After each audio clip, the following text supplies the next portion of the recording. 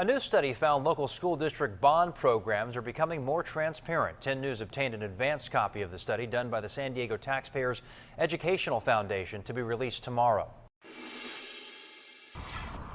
If you're going to expect the taxpayer to continue to approve what you're doing, you need to make certain the taxpayer knows without a question where the dollars are being used, who's watching the dollars be used. 10 News got its hands on this school bond transparency scorecard. Results furnished by the group behind the transparency study, the San Diego Taxpayers Educational Foundation. This is on just making certain that the taxpayer knows that the dollars are being used the right way, but we're pleased that the projects that the community has approved are making their way through the pipeline. Like the synthetic turf field being put in at Jefferson Elementary School, or the site modernization project underway right now at Patrick Henry High School.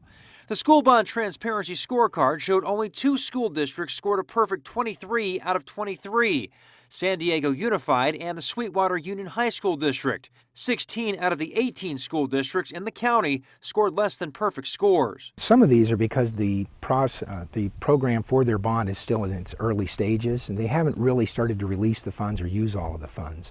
So when we look at the ones that aren't quite up to standard, there's generally a reasonable explanation for it, but we're watching them to make certain that they do lift themselves to that higher standard of meeting 23 out of 23. That said, the 2 lowest scoring districts, the Julian Union High School District with a 7 and the Encinitas Union High School District with a 10. 90% of the school districts are meeting what we call transparency requirements, and that's up from 80% in our 2011 survey.